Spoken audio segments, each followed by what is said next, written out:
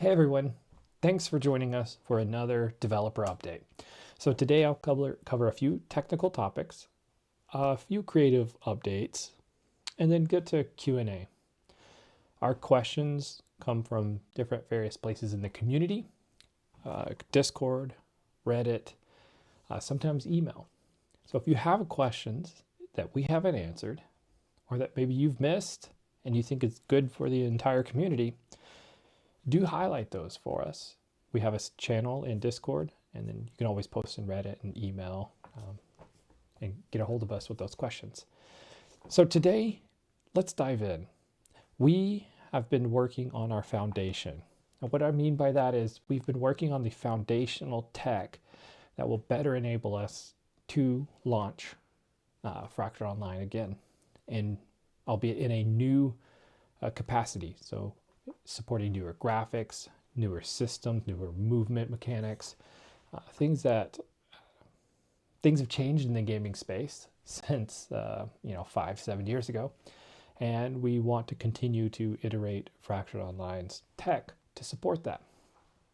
As you know, we've been going through a very big migration, and that is the back end of our MMO. That used to be an old tech that is no longer supported, had vulnerability issues or security issues, and caused a lot of problems over the years.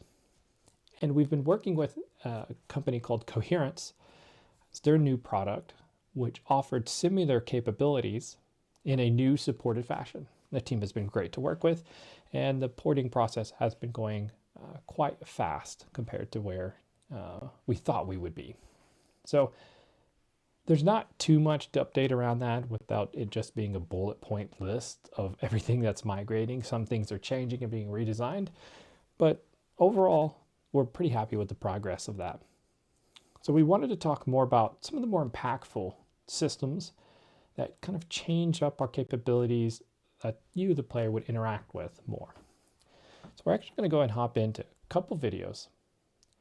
So one, this here is just a short little video to show how we are working to improve our world streamer. So as you move around in these large worlds, we want to make sure that you are only loading entities and content that's relevant for what you're doing.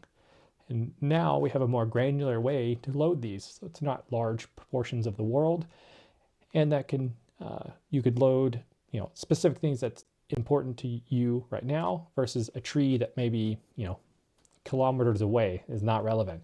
So here we could more granularly define these, and you'll see kind of these node points that are these giant white pillars. Those are just ways for us to visualize the different grids of content that's being loaded, and we have control over what is a priority versus not and how far away. So we have those detailed controls, and then we can look at a scene that I had shown previously, which is the foundation of our benchmarking and testing. So as I said, going forward, we've heard you on the current version of Fractured Online being very difficult for your PC to run. And going forward, we've already made great strides in optimization. This scene is one in which we can bring in different meshes, different buildings, and test out different textures, and have a baseline to measure against from a performance standpoint. So this gives us a place to play around post-processing and quickly change settings. You'll notice the environment here, the grass and the road textures and rock textures are the current Fractured Online that you see. But we have been iterating on new environment art as well. So a short video on this, you can see where there's very distinctly two different styles going on. You can see our old trees and our old fiber and rocks, but you can begin to see new textures around our road and grass, and not just the grass texture, but the grass itself that stands up.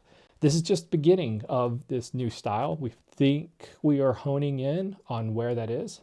And you'll also notice, like I said, the trees, the foliage, other than the grass and road textures, are the old, including the character. The character is the old character as well. We'll be replacing that shortly. So you can see the two different distinct styles of gatherable rocks and these new textures. Then going forward, we actually wanted to have more customization around the character, the armor, the body mesh, all of that. And the existing system was really cumbersome, and to be honest, none of us were quite happy with it. And that is, the old UMA system. Very powerful, can do many things. We are leveraging portions of it, and we really wanted something that could fit our needs better. And so we actually started from scratch, and we are in the process of rebuilding that. Soon to be completed, and you'll be able to see the new characters. But at its core, it's giving us more flexibility around what the body and armor options are. And what I mean by that is, here I have on the screen kind of a top to bottom of what you would have a human character if it was shoved into Excel and squished like Lego blocks. But at the top, you can see things like horns and hair, different other options like facial hair, eyes, beard, the head. You continue to move down. But what I wanted to highlight is like the right shoulder, right forearm, right hand is now kind of broken up. So now we can have different hand and arm kind of pieces to the body. That begins to open up some interesting capabilities that certain armor pieces can cover certain pieces of your arm, and I'll actually show that in just a moment from a concept art. That will ask not everything has to be full sleeves, for example, or full legs. You could run around in various interesting outfits like the Warlord Armor. So if you see here on this Warlord Armor, which these are the final line arts for the Kickstarter armor. So the next stage of this would be actually creating these. But if you see on the arms, you can see a kind of a spiky pauldron on the right side, and then gloves. You can see skin, or it looks to be skin, in between those pieces. And then on the left side, you can see the shoulders fully exposed. In this particular setup, we can now have some of these capabilities. So one, I know a few people have commented about how much they need the Warlord armor. I agree. I think it really fits that aesthetic that you would want as a warlord rampaging among the peasants. The other thing I wanted to also mention, and I don't have an image for it yet, but the new character system also allows us very granular control over coloring. The existing color system in Fractured Online leaves a lot to be desired. It does not meet our quality bar going forward, and that is in active redevelopment. There's a couple options that we are looking at, and I can say both of those are light years ahead of the old version in Fractured Online. To continue down some of these line arts, the High Druid armor definitely gives the vibe, the big headpiece of being a little bit more nature, bones, hides. The high res of these will be put in the blog post as well. And the sigils on these are just for concept. Does not mean that that is exactly what will come out in the armor. The Duke armor, definitely one of the favorites everyone loves, just to have a knight and clad armor. The soul armor is one of the more interesting ones. And what you can't see here is the idea of this particular armor is to be more wispy, like soul strands, meant to be very movement. So this one's going to be a very interesting armor piece to make, and it's probably more visual effects than actual armor pieces. The King armor, kind of like a step up from the Duke, very royal, also sporting one kind of pauldron. The Tyrant armor is definitely one of the most interesting ones. Very rough. I'm more of a developer, so my artistic words are a little bit limited here, but I could see some very interesting combinations with color options on this. I'm not sure bright red is exactly the stealthiest option, but it would definitely show presence on the battlefield. And then moving to the QnA, we've brought in some of the higher, what I'd say is voted, and by voted I mean had emojis from others on some of the QnA. There's many more that we could answer. And we're happy to answer those in the various forms of communication that I mentioned earlier. So top one being gameplay mechanics and itemization. Regarding the status, will these be random or fixed? For example, cloth can only give intelligence and resistance to magic, or will there be a chance of any random statuses? Currently, we are working on some of those details. I know you'll hear that quite a bit, but some of these are really granular details that are honestly going to go through multiple iterations. We're trying to figure out what is that balance between random, how do we keep track of all of those different unique pieces of armor, and then what does the crafting profession play a piece in that? Well, what we will say is imbuing does play an important role going forward in our design, as the regent system is important. It's a foundation to gathering everything type of principle. Trade and transportation. The idea of transporting items by caravan and also trading between cities is something that has been thought of, and if there were also other mounts to help in other activities. The way that I understood that question is, have we looked at trading between cities and mounts to support that? If I'm misunderstanding your question, do hop into chat on Discord or send us a message and I can better clarify. On this particular topic though, we've actually been lightly discussing. We are going to spend some more time really focused in on this particular new idea. Really kind of a different traveling system with wagons and mounts. And I'll say our core goal is in Fractured Online, while we are focusing on as RN as the first continent, we will have more fragments that you can traverse to in a very different way than you can currently. Don't want to spoil anything going forward, but some of the lore is changing up to support this. The environment's changing to support this. And we want these adventures that you go on to collect resources and explore these different fragments of what Elysium used to be. We want that to be an adventure that you don't feel like it's too daunting. And so we want to support a system that you can go exploring without needing to feel like you have to be back at your house by the end of the night. Or this is going to take an hour to go do, and I just don't have time for that tonight. What we want to support is that the adventure is the fun of it too. I can leave out from a city or my house if I have one and feel like if I only get 30 minutes in today, or even 20 or 15 minutes in exploring and going forth in an area, that it's okay. I can pick back up from there and continue on my journey, but I don't feel like I have to get back just to end the night, because that really limits the amount of people who can play. The other question around trade and transportation, Albion, Warborn, and other games restrict trading between players in really annoying ways that make real money trading harder, but never stops it, and they end up just making the game more annoying. Please say that Fractured will continue allowing direct trades and such.